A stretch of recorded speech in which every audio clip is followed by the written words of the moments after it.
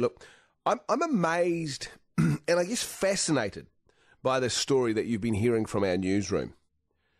An arm of the Catholic Church says there is no chance priests would break the seal of confession. Now, if I'm right, the point of confession is to verbalise something that you've done that was wrong, and it's to allay some of your guilt by doing that. And whether you do that with the priest, whether you do that with a confidant, whether you're doing that with your God or whatever, it's all about the person that is confessing. There is value and merit in that. However, at the same time, what if you're confessing about a murder? A rape? What about if it's a paedophile that's telling a priest or someone else some of the heinous things they've been doing? Doesn't the person listening have a responsibility back to the community at some level? I understand that the confession wouldn't happen unless the confidence was there.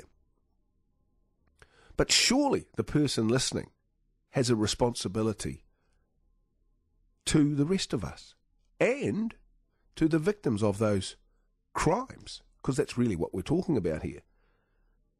Now, I've heard of men in prison confessing to other murders, other rapes, other crimes when they didn't need to.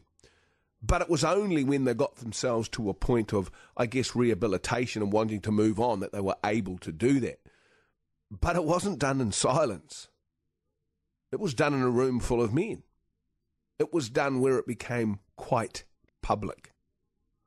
Have you ever discovered something about somebody? A hidden secret?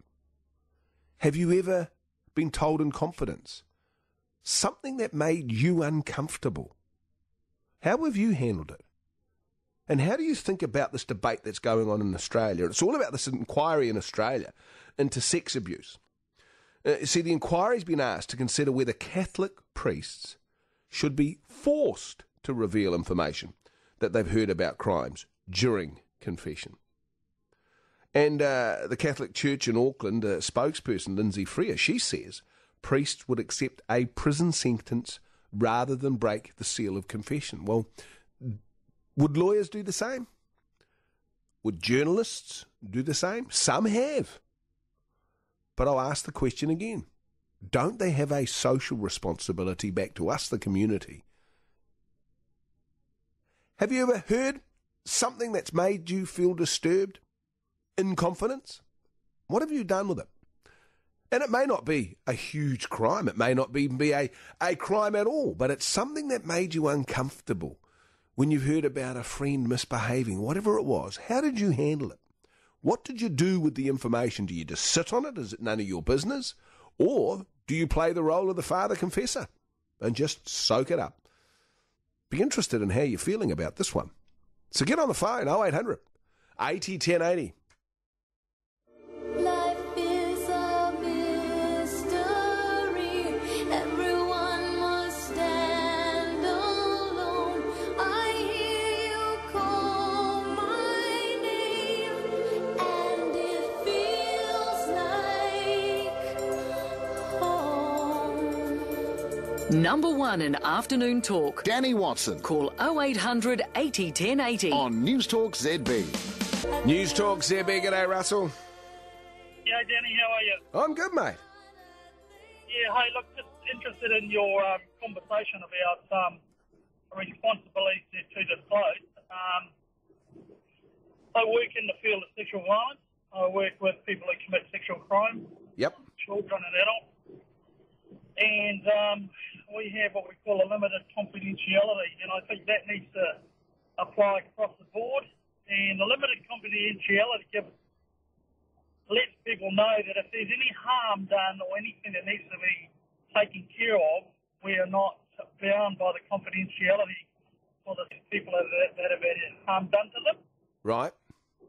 And so I think that when you're talking about the priests and that, I think they're in a community group. So like, the churches and that, they do have a community responsibility. And I wonder if they need to expand that, because we know, one of my colleagues, and I'm sure he wouldn't mind me mentioning his name, Ken, from down in Christchurch. He runs the MASTAT program, which is working with men who have been afflicted by sexual violence. And, he worked with the church down there and things like that. And there needs to be a level of responsibility by those that information's been given to. But I also think that the responsibility needs to be put back to the person who's committed those crimes. Oh, absolutely. The thing that puzzles me here, Russ, was part of me understands that without the confidence, you don't get the confession. However, at the same time, what if someone says that they murdered a kiddie? Well, wow. What I've done, and, because it's a professional practice and that, we have to disclose because we are a community group and we're bound by the laws of the community. Now, so people know up front that when they disclose anything to us within this, we've got to if there is any harm that is about to be done or has been done that no one knows about, we've got to get people in to get support for those people that have been harmed. So just within that, Russell, when one of the men you're working with, let's say, fesses up to something, and then you have to deal with it, what does it do for them by letting go? Does it help them? Does it have a cathartic sort of? Does it help? Well, I think there's more help in them taking responsibility for their actions, and I think that there's a flow-on effect is like not only the confessing or the disclosing of the abuse, but there's something to be said about them making right what they've done wrong, and not necessarily they won't get it perfectly right, but making the attempts to do something. Just confessing isn't enough. That's more of a personal cleansing to make people feel good about themselves, but that's only momentary. There's still the concern that the harm is still in the community, and that there's people out there that have still been affected by it that are getting no help. Well, you keep up the good work, Russell. Yeah. All the best. And just on the confession, it is about the confessor, but it makes them feel good. That's why they do it.